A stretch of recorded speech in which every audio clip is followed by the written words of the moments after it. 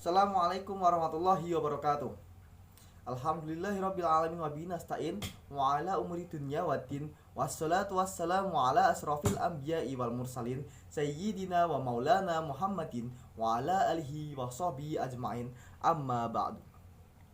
Yang saya hormati Bapak Muhammad Hufron MSI selaku dosen pembimbing mata kuliah Tafsir Tarbawi dan teman-teman kelas B sekalian. Pada kesempatan kali ini saya akan menyampaikan tentang salah satu tujuan dari pendidikan, yaitu negeri yang damai atau Darussalam. Yang pertama yaitu hakikat dari negara dan perdamaian. Negara adalah bentuk dari sekelompok orang yang mendiami suatu wilayah dan berada di suatu pemerintahan yang dipimpin oleh seorang pemimpin yang dipilih secara bersama atau biasanya disebut pemilu. Tapi juga ada negara yang dipimpin oleh seorang raja yang dipimpin bukan melalui pemilu, melainkan turun temurun dari generasi ke generasi. Kemudian beberapa ahli juga mendefinisikan apa itu negara. Dari Jean Bodin, negara adalah suatu persekutuan dari keluarga-keluarga dengan segala kepentingan yang dipimpin oleh akal dari suatu kekuasaan yang berdaulat. Juga dari Hans Kelsen, yaitu negara adalah suatu susunan pergaulan hidup bersama. Kemudian hakikat dari perdamaian. Perdamaian dapat dipahami dalam dua pengertian, yaitu yang pertama, perdamaian adalah suatu kondisi tidak adanya atau berkurangnya segala jenis kekerasan. Yang kedua yaitu perdamaian adalah transformasi konflik kreatif tanpa kekerasan. Kemudian hidup dalam negeri yang damai dan demokratis.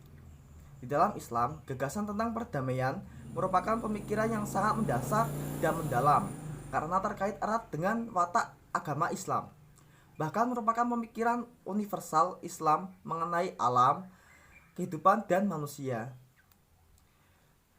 Kehidupan di negeri yang damai tidak lepas dari sikap saling menghargai satu sama lain, ataupun yang disebut toleransi. Saling menghargai dalam iman dan keyakinan adalah konsep Islam yang amat komprehensif.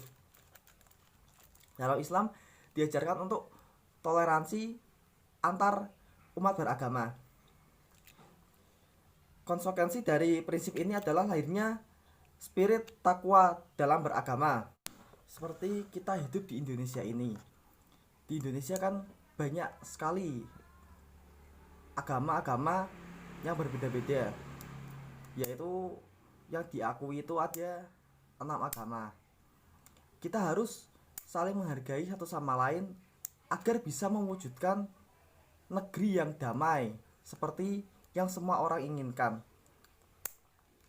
Tidak saling mengolok-olok dan memfitnah antara agama. Juga Indonesia adalah negara yang demokratis, yaitu negara yang kekuasaan tertingginya ada pada tangan rakyat. Siapa yang menentukan pemimpin adalah rakyatnya. Jadi ketika kita berbeda pendapat soal siapa yang akan memimpin suatu negara ini, maka kita tetap harus saling menghargai pendapat satu sama lain. Jangan yang ini memfitnah yang itu. Juga sebaliknya, jangan saling fitnah dan saling mengejek-ngejek antar kubu. Di dalam Islam kita juga diajarkan tentang persaudaraan antara umat manusia atau persaudaraan universal. Persaudaraan ini menyebabkan terlindungnya hak orang lain dan diterimanya perbedaan-perbedaan di suatu masyarakat. Dalam persaudaraan universal juga terlibat konsep keadilan, perdamaian, dan kerjasama yang saling menguntungkan satu sama lain. Kemudian dalil yang menerangkan tentang negeri yang damai, yaitu disebutkan pada surat Al-An'am ayat 127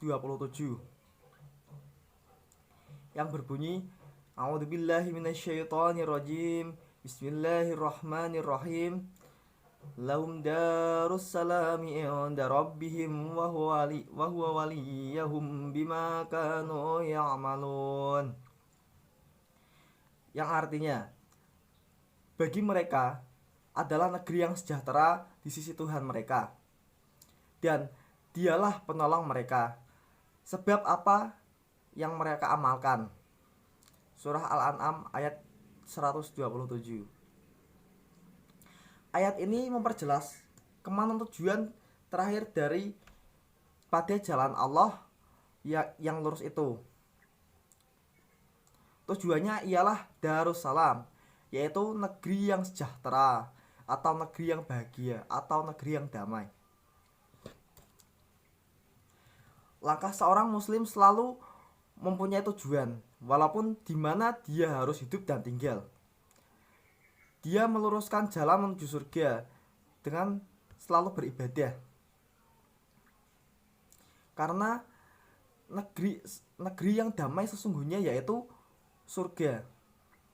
Kemudian negeri yang damai manifestasi dari kampung akhirat atau wujud nyata di dunia dari kampung akhirat. Perdamaian itu bukan sekedar soal ketiadaan kekerasan ataupun situasi yang anti kekerasan. Yang sesungguhnya itu mengandung pengertian keadilan dan kemajuan. Perdamaian di dunia ini tidak akan terwujud jika masih ada wabah penyakit, kemiskinan, dan ketidakadilan yang masih merajalela di muka bumi ini. Di negeri yang damai yang sesungguhnya, yaitu surga, semua manusia akan hidup bahagia dan semua keinginannya dapat terpenuhi, dan juga tidak adanya penyakit ataupun kemiskinan ataupun ketidakadilan di sana. Di dunia nyata pun atau di dunia kita sekarang ini, manusia juga dapat menciptakan negeri yang damai jika manusia mau dan mampu untuk saling menghargai atau toleransi, kemudian saling menyayangi, saling percaya, dan bisa berbuat adil, dan juga selalu beribadah kepada Allah Subhanahu wa Ta'ala untuk mencari ridhonya. Dengan itu Allah akan mengabulkan impian manusia untuk mewujudkan negeri yang mereka inginkan, yang sejahtera, tanpa kekerasan, tanpa kemiskinan dan ketidakadilan. Terima kasih, itu saja yang bisa saya sampaikan. Apabila ada yang kurang jelas ataupun berbelit-belit, mohon maaf karena saya bukan yang profesional. Terima kasih, mohon maaf, dan wassalamualaikum warahmatullahi wabarakatuh.